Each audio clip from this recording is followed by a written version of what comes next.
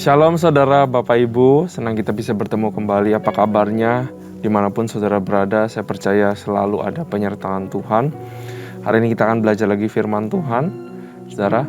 Tapi mari kita persiapkan hati, kita gemburkan tanah hati kita untuk menerima yang terbaik daripada Tuhan. Saya ajak kita untuk menyembah Tuhan. Ya radabas kita bayar. Oh baik Tuhan, kami butuh Kau Tuhan. Mau cari hadirat-Mu, ku butuh Kau Tuhan. Berbicaralah pada kami.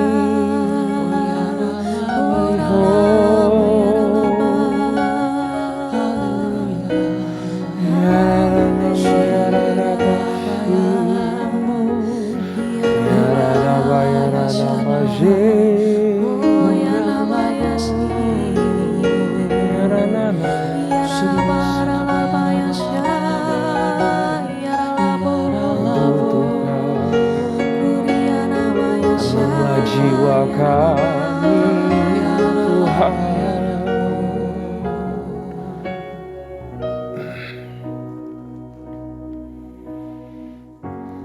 Bapa, Kau mendengar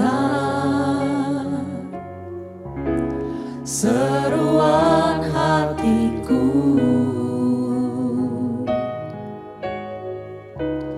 tak pernah Kau lepaskan dari kasih-Mu.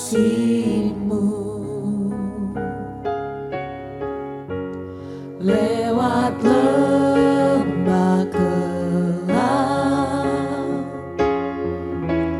Kau temani aku. Roh-Mu bekerja selalu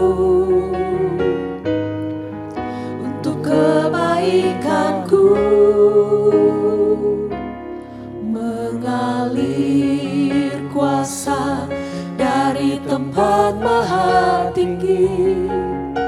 Bapa kekal mulia, Kau hadir di sini, memulihkan hati, menyembuhkan yang terluka.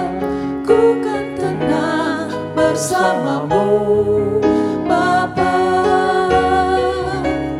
Mengalir kuasa dari tempat maha tinggi.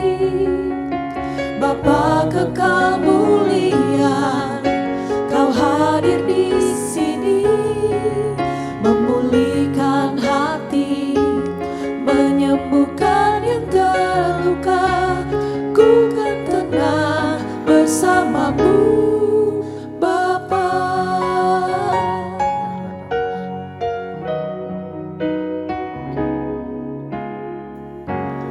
Bapa, Kau mendengar seruan hatiku, tak pernah Kau lepaskan dari kasih-Mu. Lewat lembah gelap, Kau temani aku. Roh-Mu bekerja selalu untuk kebaikanku, mengalir kuasa dari tempat maha tinggi. Bapa kekal mulia, Kau hadir di sini, memulihkan hati, menyembuhkan yang terluka.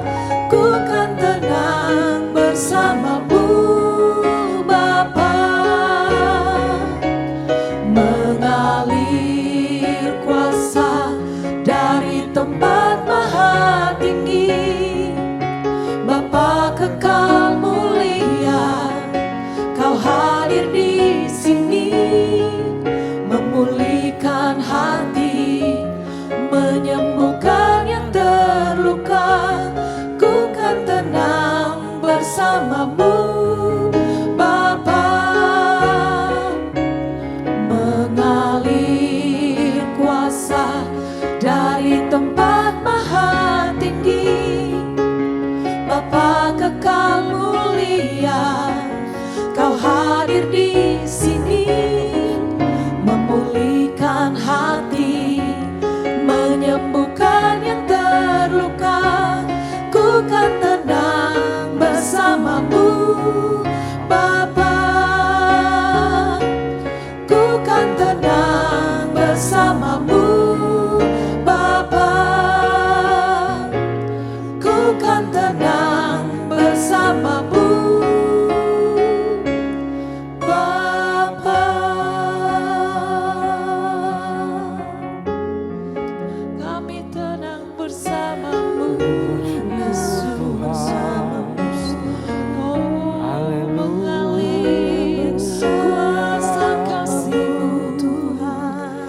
Memenuhi gereja Shalom, memenuhi hati kami Tuhan. Namanya Shalom, Yesus kami. Oh ya, namanya sih, ya namanya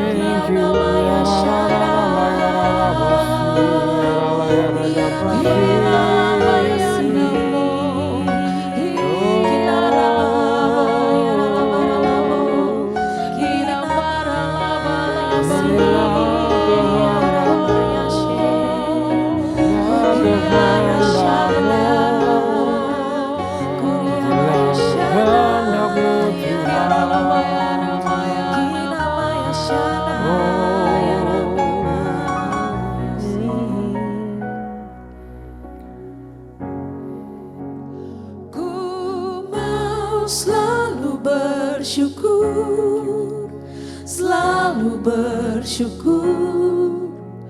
Kau Tuhan yang setia, yang selalu menopang.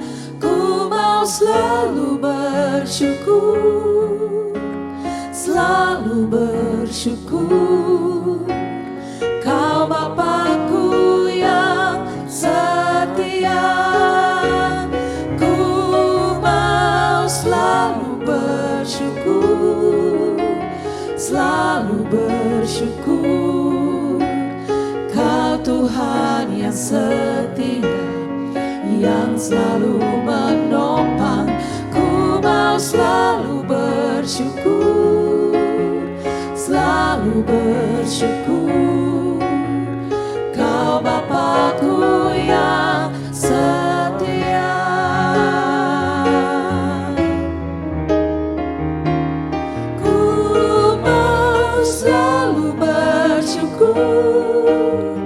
Selalu bersyukur, Kau Tuhan yang setia, yang selalu menopang.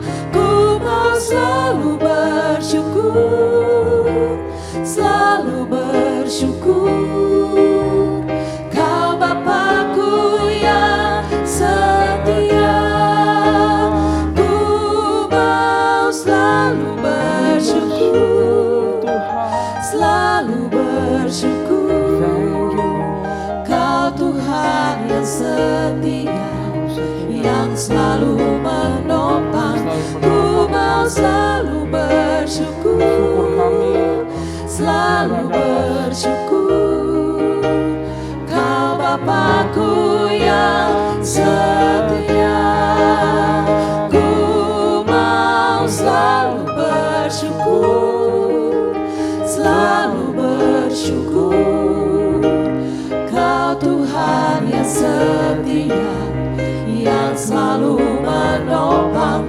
Ku mau selalu bersyukur, selalu bersyukur. Kau Bapakku yang setia.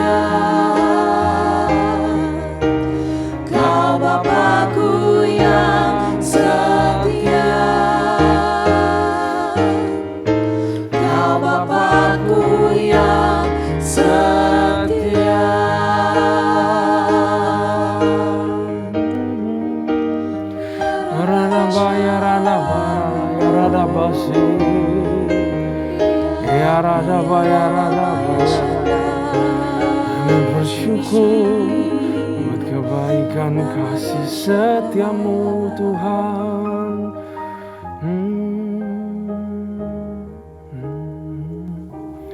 Terima kasih Tuhan buat kebaikan-Mu. Terima kasih Tuhan buat penyertaan setiamu Tuhan. Kalau nggak ada Engkau kami nggak bisa bayangkan Tuhan apa jadi ya kehidupan kami ya Bapa. Semua karena Engkau ya Tuhan. Itu kami ucapkan syukur dalam-dalamnya buat Engkau ya Bapa. Terima kasih Tuhan. Terima kasih Bapa. Tuhan berikan kami hikmat Tuhan. Berikan hamba-Mu perkataan yang baru. Perlindungan balik salib-Mu Tuhan. Berkati jemaat yang akan mendengarkan firman. Biar boleh ada ucapan syukur keluar daripada kehidupan kami dan kami belajar sesuatu yang luar biasa. Terima kasih Tuhan. Kami serahkan learning sini Tuhan. Dalam nama Tuhan Yesus. Haleluya. Amin. Shalom sekali lagi saudara. Yuk kita buka firman Tuhan. Hari ini luar biasa sekali firman Tuhan yang akan kita baca. Mari kita buka, kita siapkan 2 Samuel pasal yang ke-22.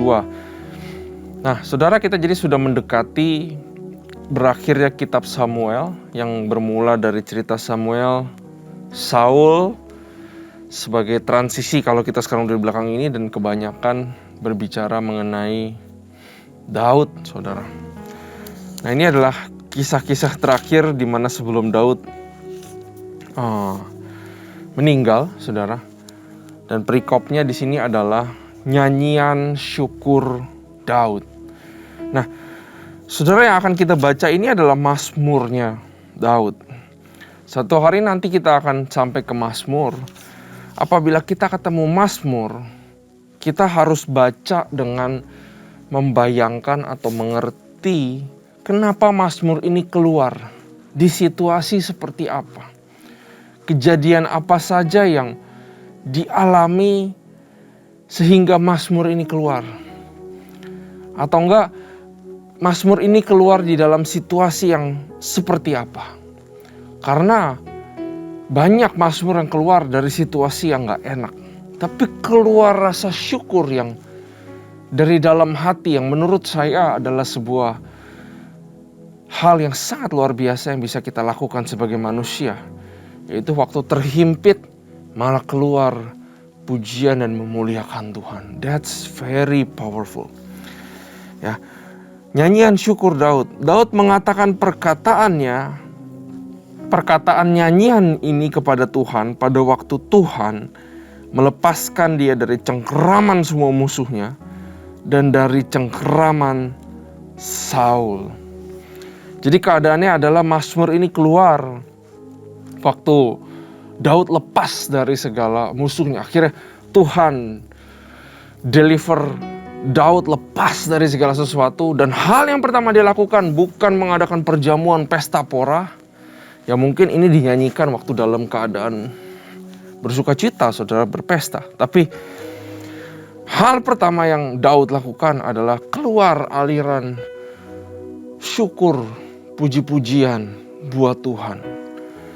Artinya apa, saudara? Artinya Tuhan yang mengizinkan segala sesuatu yang terjadi dan Tuhan yang melepaskan, dan dia balikkan lagi semuanya ke Tuhan. Luar biasa sekali Daud ini, saudara. Nah, baru ayat 1 aja kita belajar tentang bersyukur.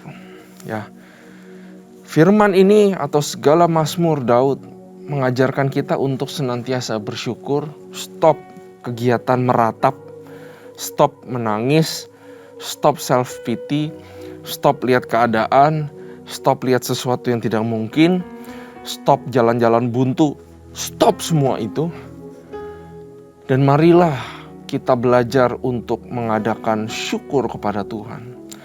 Nah, kalau saudara lihat di Imamat, di pasal-pasal dulu sebelumnya, Tuhan mengajarkan bangsa Israel bersyukur. Saat mereka panen, suruh mengadakan pesta, festival syukur buat Tuhan 7 hari lamanya. 7 hari, 7 adalah angka kesempurnaan. Yaitu mengucap syukur, mengucap syukur, mengucap syukur, mengucap syukur. Berhenti yang namanya kegiatan untuk meratap. Ya. Ini adalah kata-kata profetik buat kita semua, saudara. Berhentilah menangis, berhentilah meminta-minta, tapi mulailah bersyukur di hadapan Tuhan. Sadarkah saudara dan saya bahwa kita adalah orang-orang yang kaya di hadapan Tuhan? Sadarkah bahwa saudara adalah orang-orang yang dikasihi Tuhan? Hari ini saudara bangun, saudara masih ada atap di rumah saudara. Bukankah itu hal yang patut untuk disyukuri? Saudara gak terlalu kedinginan, saudara gak terlalu kepanasan. Ya, bahkan banyak daripada kita yang memusingkan hal-hal, aduh AC-nya terlalu dingin. Tapi sadarkah di atas ada atap yang menudungi kita? Itu semua karena kebaikan Tuhan. Sadarkah saudara hari ini bisa beraktivitas adalah kebaikan Tuhan? Sadarkah saudara hari ini masih bisa mengurus keluarga? Sadarkah saudara hari ini masih bisa gunakan tanganmu untuk bekerja? Itu adalah kebaikan Tuhan. Mari kita senantiasa untuk mengucap syukur. Nah saudara, mengucap syukur bukan hanya untuk sesuatu yang sudah terjadi. Tapi mengucap syukur adalah bisa juga untuk sesuatu yang belum terjadi. Saya bacakan Roma ayat 4 ayat 20. Tentang power of thanksgiving. Mengucap syukur, the power of gratitude. Ya, Roma 4 ayat 20. Kalau saudara bisa buka dan saudara bisa catat, ini akan jadi sesuatu yang sangat luar biasa. Roma 4 ayat 20. Tetapi terhadap janji Allah, ia tidak bimbang karena ketidakpercayaan. Semua punya janji Tuhan, betul? Semua mendoakan janji daripada Tuhan. Saya pun mendoakan janji daripada Tuhan, ya. Tetapi terhadap janji Allah ia tidak bimbang karena ketidakpercayaan. Malah dia diperkuat di dalam menanti janji Allah, maksudnya dalam imannya, dan ia memuliakan Allah. Dalam kita menanti janji daripada Tuhan, dalam kita menanti sesuatu terobosan daripada Tuhan, ya, katanya adalah diperkuat di dalam iman. Artinya perlu iman dan ia memuliakan Tuhan. Dia memuliakan Tuhan, dia say thanks buat janji yang sudah diberikan walaupun belum terjadi. Bersyukur, bisa bersyukur, Tuhan saya bersyukur anak saya sudah punya biaya untuk kuliah walaupun dia belum kuliah. Saudara bisa bersyukur akan hal itu karena itu janji Tuhan. Janji Tuhan kalau di pandangan Tuhan gak terbatas waktu. Kalau dia sudah berjanji, dia akan lakukan. Karena itu walaupun masih nanti 10 tahun lagi anak saudara akan kuliah. Ini sebagai contoh aja. Saudara bisa bersyukur sekarang. Tuhan, saya bersyukur. Biayanya sudah kau siapkan, saya bersyukur. Karena dengan kita bersyukur, kita sedang menyirami janji Tuhan yang ditanam di dalam kehidupan kita.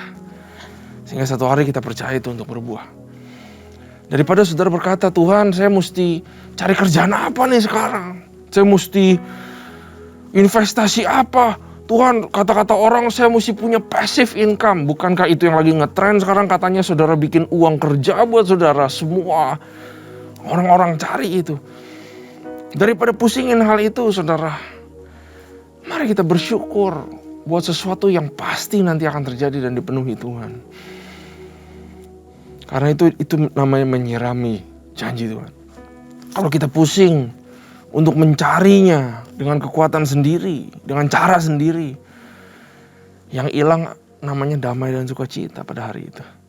Tapi kalau saya bersyukur, Tuhan, saya percaya, terima kasih janjimu pasti akan terjadi.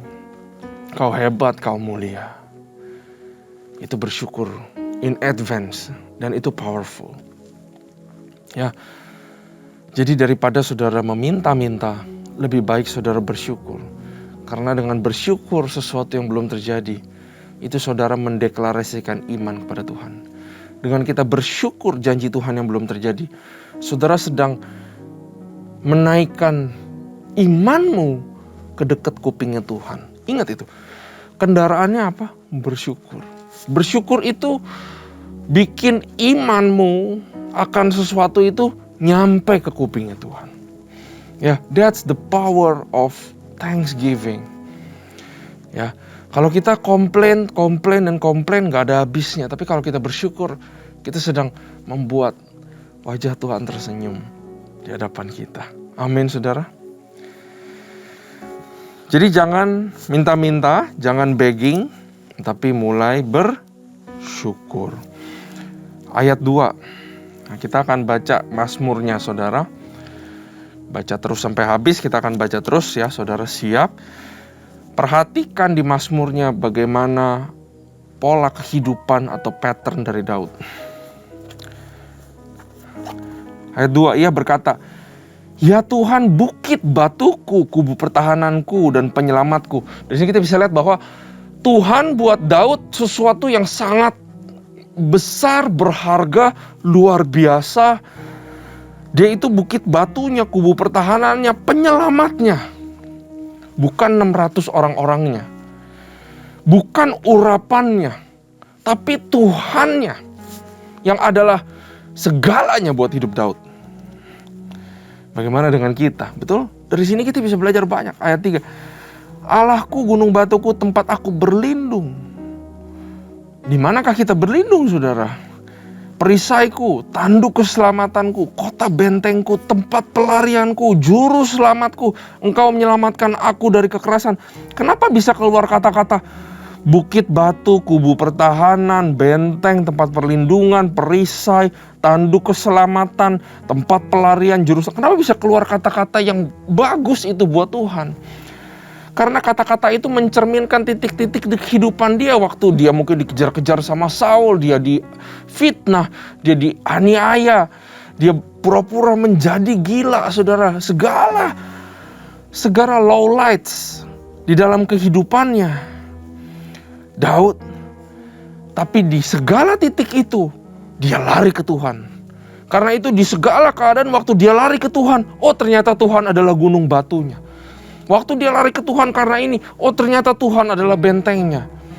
Waktu dia dikejar-kejar, dia lari ke Tuhan, ternyata Tuhan adalah tempat pelarian. Waktu dia rasa tidak selamat, dia lari ke Tuhan, Tuhan adalah juru selamat. Ya, jadi ini menggambarkan seluruh kehidupan Daud. Dan bagaimana Tuhan di dalam titik-titik kejadian kehidupan Daud. Luar biasa, artinya Daud berjalan terus bersama Tuhan. Ya, kadang-kadang kita suka bilang, aduh tahun 2020 tahunnya jelek banget. Saya gak ngerasain Tuhan sama sekali. Bagaimana Tuhan di tahun 2020-mu? Kita diam, gak bisa berkata apa-apa. Karena di tahun itu kita gak lari sama sekali ke Tuhan. Ayat 4. Terpujilah Tuhan seruku, maka aku pun selamat daripada musuhku. Sesungguhnya gelora-gelora maut telah mengelilingi aku. Banjir-banjir jahanam telah menimpa aku. Tali-tali dunia orang mati telah membelit aku. Begitu susahnya Daud. Perangkap-perangkap maut terpasang di depanku. Ketika aku dalam kesesakan, aku berseru kepada Tuhan, kepada Allahku aku berseru. Dan ia mendengar suaraku dari baitnya. Teriakku minta tolong masuk ke telinganya. Lalu bergoyang dan bergoncanglah bumi. Dasar-dasar langit gemetar dan bergoyang oleh karena bernyala-nyala murkanya. Asap membumbung dari hidungnya, api menjilat keluar dari mulutnya, bara menyala keluar daripadanya. Ia menengkukkan langit lalu turun ke kelaman ada di bawah kakinya. Ia mengendari kerub lalu terbang dan tampak di atas sayap angin. Dan ia membuat kegelapan di sekelilingnya menjadi pondoknya, air hujan yang gelap, awan yang tebal. Karena sinar kilat di hadapannya, bara api menjadi menyala. Tuhan mengguntur dari langit yang maha tinggi, memperdengarkan suaranya. Daud bermazmur sedang mendeskripsikan Tuhan sesuai dengan pengalaman hidupnya. Tuhan yang berbeda daripada Allah yang lain. Ayat 15. Dilepaskannya panah-panah sehingga diserakannya mereka, yakni kilat-kilat sehingga dikacaukannya mereka. Lalu kelihatanlah di dasar laut, alas-alas dunia tersingkap karena kehadiran Tuhan, karena hembusan nafas dari hidungnya. Ia menjangkau dari tempat tinggi mengambil aku, menarik aku dari banjir. Ia melepaskan aku dari musuhku yang gagah, daripada orang-orang yang membenci aku karena mereka terlalu kuat bagiku. Mereka menghadang aku pada hari sialku, tetapi Tuhan adalah sandaran bagiku. Ia membawa aku keluar ke tempat lapang, ia menyelamatkan aku karena ia berkenan kepadaku. Luar biasa sekali saudara Mazmur Daud. Bayangkan waktu Daud sedang menulis ini, bagaimana sedang dia hati dengan hati tersambung kepada Tuhan, sehingga bisa keluar satu pujian yang indah buat Tuhan, karena dia terhubung sama Tuhan, saudara. Begitu juga kalau kita terhubung sama Tuhan, saudara, maka akan mengalir kehidupan dari dalam kehidupan kita, yang akan mengaliri saudara semua area dalam kehidupan apabila kita terhubung sama Tuhan.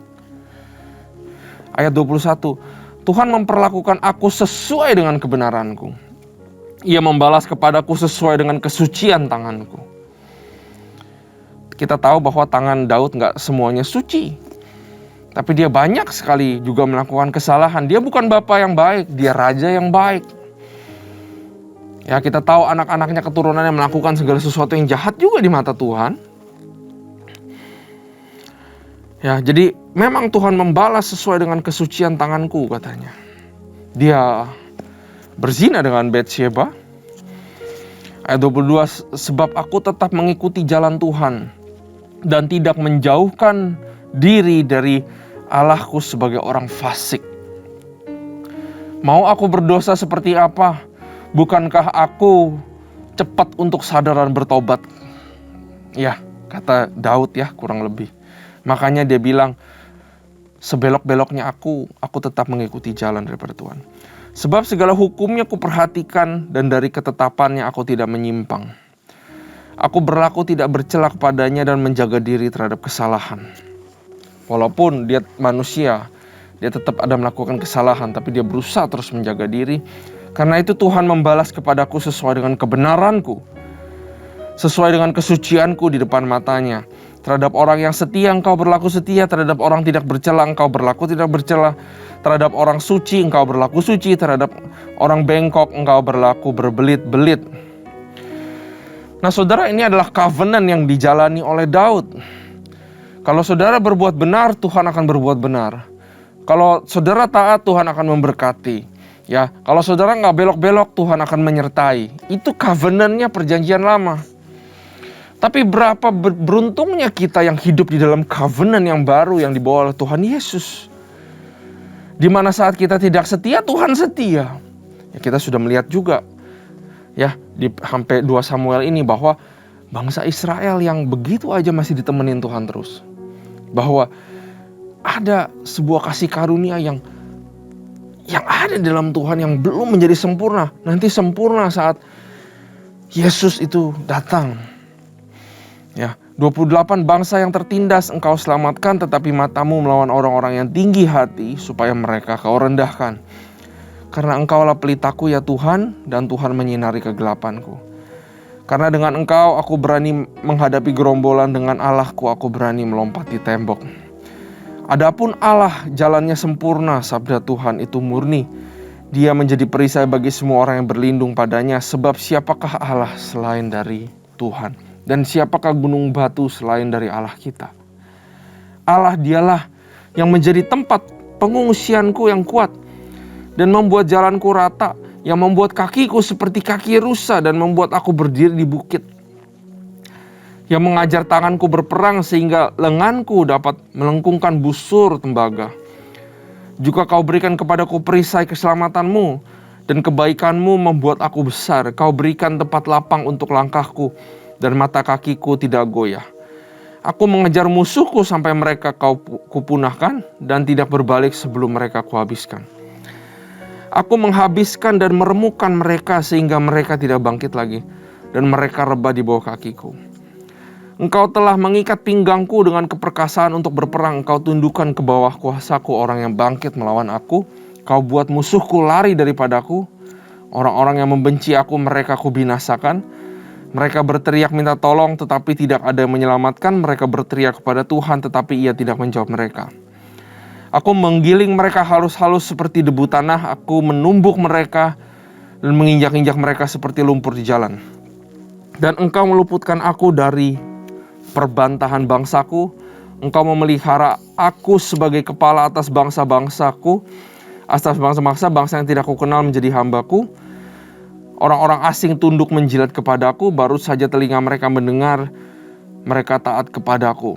Orang-orang asing pucat layu dan keluar dari kota kubunya dengan gemetar. Saudara, kita lihat bahwa hampir segala kejadian-kejadian yang Daud ingat, itu semua karena Tuhan, bukan karena kekuatan dia. Semua pertolongan-pertolongan, kisah-kisah hidup, kejadian-kejadian yang dulu, semua dibalikan sebagai satu pujian syukur buat Tuhan. Luar biasa. 47. Tuhan hidup, terpujilah gunung batuku, dan ditinggikanlah kiranya Allahku, Allah gunung batu keselamatanku. Allah yang telah mengadakan pembalasan bagiku, yang telah membawa bangsa-bangsa ke bawah kuasaku, dan yang telah membebaskan aku daripada musuhku. Dan Engkau telah meninggikan aku mengatasi mereka yang bangkit melawan aku. Engkau telah melepaskan aku dari pala penindas. Sebab itu aku mau menyanyikan syukur bagimu, ya Tuhan, di antara bangsa-bangsa, dan aku mau menyanyikan mazmur bagi namamu. Ia mengaruniakan keselamatan yang besar kepada raja yang diangkatnya, dan menunjukkan kasih setia kepada orang yang diurapinya, kepada Daud dan anak cucunya untuk selamanya. Nah saudara, apa yang kita dapat sekaligus dari 51 ayat ini, saudara? Saya melihat bahwa Daud adalah orang yang mengandalkan Tuhan dan berusaha mengejar kebenaran dan mengejar hati Tuhan di dalam kehidupannya. Itulah sebabnya setiap kali dia melakukan salah, dia mudah sekali untuk sadar dan bertobat. Daud mengandalkan Tuhan luar biasa. Walaupun ada titik-titik dia melakukan kesalahan, tapi dia bertobat. Dia tidak mau membiarkan dirinya keluar daripada zonanya Tuhan. Segala perkara dibawa ke dalam zonanya Tuhan. Segala masalah dibawa ke dalam zonanya Tuhan. Bahkan dosa pun dia bawa ke dalam zonanya Tuhan. Dan dia minta pengampunan. Itu namanya orang yang mengejar hati Tuhan. Adalah orang yang selalu mengejar berada di dalam zonanya Tuhan. Kemana Tuhan pergi, dia mau ada di dalam zonanya Tuhan. Karena itu diberikan kemenangan yang luar biasa. Saudara tahu abis Daud ini selanjutnya Salomo.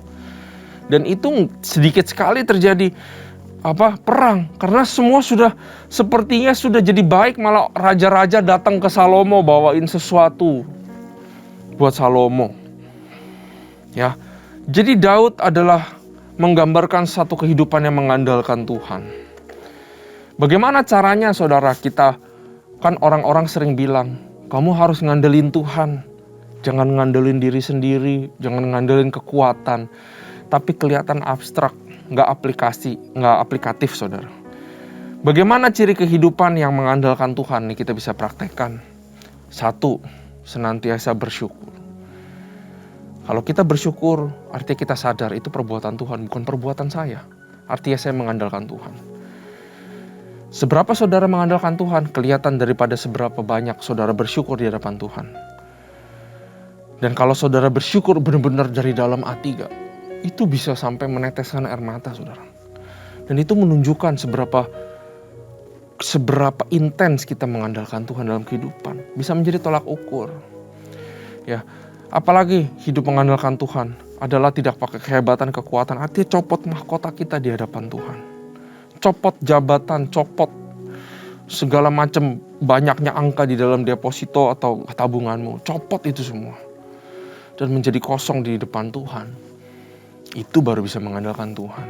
Ya, tidak pakai kekuatan sendiri, tidak pakai pikiran sendiri, akal sendiri, cara sendiri. Tapi selalu tanya Tuhan. Mengandalkan Tuhan lewat doa adalah salah satu cara atau ciri orang yang hidup mengandalkan Tuhan adalah berdoa. Kalau kita jarang berdoa, artinya kita gak butuh Tuhan. Kita jalanin aja hari-hari. Paling kaya besok harinya. Apa sih yang bakal layan terjadi? Jangan salah saudara. Berdoa artinya bergantung kepada Tuhan. Makanya firman-Nya bilang kan, nyatakan permohonanmu di dalam doa. Kalau kamu gak pernah doa, kamu jarang-jarang berdoa, artinya ya kamu juga jarang-jarang mengandalkan Tuhan. Baca firman Tuhan. Bukan cuman baca tapi pengen belajar. Pengen dapat sesuatu yang luar biasa. Itu adalah sikap hidup orang yang mengandalkan Tuhan, karena dia gak merasa, karena dia tahu seluruh pengetahuan yang dia dapat dari sekolah, dari tempat kerja, gak bisa tandingin ini. Karena itu saya harus baca, saya harus ngerti, saya harus dapat sesuatu. Orang yang mengandalkan Tuhan seperti itu. Selalu pegang kebenaran, selalu berusaha untuk taat. Kalau jatuh bangkit lagi, tapi kejar zonanya Tuhan. Itu orang yang ngandelin Tuhan. Ketakutan kalau Tuhan tinggalkan kita, takut banget. Itu yang saya paling takut juga Tuhan, saudara. Ya, menolak untuk khawatir adalah ciri orang yang mengandalkan Tuhan. Dan juga yang terakhir saudara adalah orang yang mengambil tindakan dalam kehidupannya, yang berani maju, berani step up. Itu adalah orang yang mengandalkan Tuhan. Percuma kan saudara? Ya saya percaya Tuhan memberkati saya percaya berkatnya ada buat saya. Tapi dia tak pernah mau maju dalam kehidupan, tidak pernah mau mengambil action di dalam kehidupan. Ya, saya takutlah mau coba bisnis ini. Itu bukan orang mengandalkan Tuhan. Orang mengandalkan Tuhan mendapatkan iman, sehingga bilang saya maju setelah tanya Tuhan. Ya, kita belajar banyak saudara. Mari kita tundukkan kepala kita. Terima kasih Tuhan. Kami belajar banyak bahwa kami melihat Daud mengandalkan-Mu. Kami juga pengen mengandalkan-Mu senantiasa, berkenan di hadapan-Mu, mengejar kebenaran Tuhan. Ajari kami untuk mengucap syukur. Ajari kami untuk berdoa, untuk percaya Engkau, untuk mengandalkan Engkau di setiap keputusan-keputusan yang harus kami ambil ya Tuhan. Terima kasih ya Bapa, terima kasih ya Tuhan. Kami serahkan semuanya pada tangan-Mu, hanya di dalam nama Tuhan Yesus. Haleluya. Amin. Tuhan Yesus memberkati.